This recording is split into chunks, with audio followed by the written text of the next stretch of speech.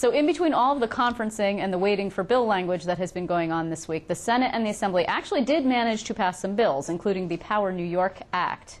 And that means that New York may soon be able to build power plants for the first time since 2003 that will have a process for siting. The bill has widespread support, including that of the environmental advocacy community. Here to explain why this is a good thing for low-income communities and for the green-minded is Jackson Morris from Pace Energy and Climate Center. It's good to see you. Hi, good to see you. So it is surprising to me that this actually got done. I'm sorry. It's not, because it's not just power plants. It's not just this thing that we shorthand as green jobs and a solar study. Those are three disparate things that in any other year in Albany would have caused potentially a big logjam. And instead, it all got done, and it passed last night with minimal opposition, actually. I agree. We were pleasantly surprised to see all of these pretty high-profile items come together at the 11th hour. I think it has a lot to do with the fact that all of these issues, particularly Article 10 and the issue of green jobs, green New York with on-bill recovery, they've been building and hanging around for a long time. And so both houses kind of know where everybody stands on these issues. It was a matter of the governor's office in this case convening those parties and saying, let's hammer something out. And so I think that's really what the reason you could get it done like this is because they've been around, we've had chances to look at them, and we just had to hammer out an agreement. So the pieces here, as I just said, there's like a trio of pieces, really. The issue that's really interesting regarding the power plant siting is that it's not, when I say power plants, people at home are thinking, you know, Right. I don't know what they're thinking, the smokestacks and coal, et cetera. Actually, no. This actually also applies to wind farms. Right. And it wouldn't probably have back in the day when it had expired, which was 8 years ago. This wasn't even on the table then. Right. So how did that happen? I think you have a pretty strong presence now from the companies, clean energy companies that are building, you know, wind farms in New York State. And they've had an organized voice, I think, in the state, and made it clear that they're a bigger part of our energy mix now, but that there are obstacles right now without a siting law in place to getting those projects built. And we shouldn't scare anyone, right? This does not mean that tomorrow some developer is going to come by and drop a power plant in your backyard. Right. Actually, absolutely not. I mean, I think there's a lot of misinformation around Article 10. It does not guarantee a plant gets sited. It simply guarantees the time frame from start to finish when you'll get a yes or a no on whether or not you'll get a permit to site that plant. So if anything, what it does is it condenses the time frame, so it provides that regulatory certainty that the private sector needs, whether it's a wind farm or a natural gas plant or whatever it might be.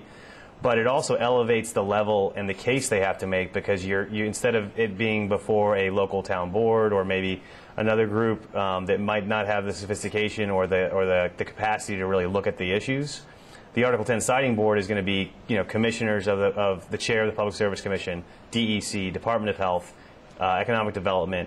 There's very high standards in there of you have to make the case of why this plant should be built, why, you know, what are the alternatives, et cetera. So if anything, it condenses the time frame, but it actually, I think, raises the bar of making a case of why you need to build this plant and why it serves a public need. And there's what's called an intervenor fund, which Correct. enables communities, actually provides some cash for communities to get involved in the process. And the whole issue of environmental justice was a problem, actually, a sticking point when I covered the original, when this first expired, now I'm dating myself, but, sorry, when this first, I'm old, when this first expired, people fought about it very bitterly in the first couple of years. And environmental justice was a huge issue, how much money would be there for this intervenor fund, and all of a sudden it's there. Right.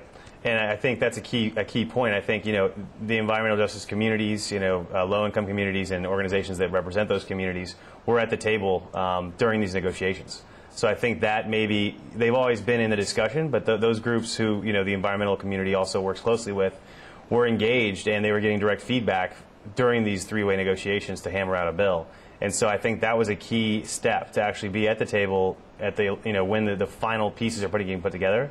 And that was a key piece to get this getting done, I think, for them to have a comfort level that there's enough protections in there that you're going to make sure that a power plant's not getting dumped in a community that's already overburdened. You had to have strong language, and this bill has that. And how much is that fund again worth? It's based on an escalating scale, so the bigger the project, the more money that goes into the account. But basically, it can be, you know, $200,000, and then there's actually an adder if you make some adjustments. So it's not chump change. I mean, it's a significant amount of money, and you can use that not only for technical experts, but also for attorneys. So you can't use it to pay an attorney to challenge the project, but it's a very litigious proceeding, and so you need that legal expertise. In the past, you couldn't use the intervener fund for attorney's fees.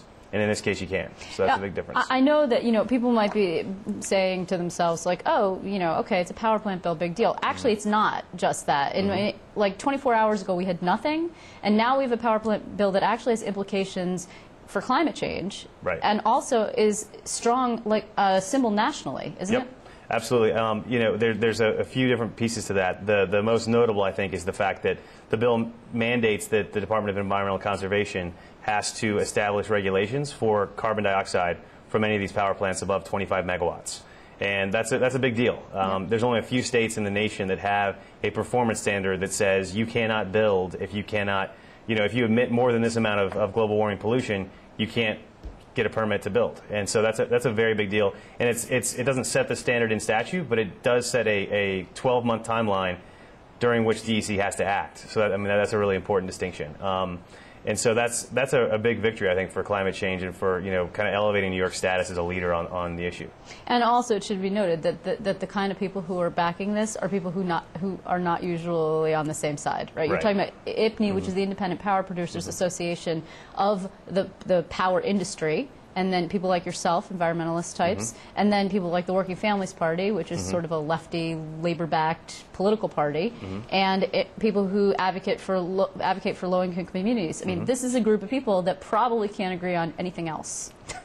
I don't think that's too much of an overstatement. So. Yeah, I think that's why sometimes these attempts to kind of link different pieces of legislation can just fall apart and actually backfire.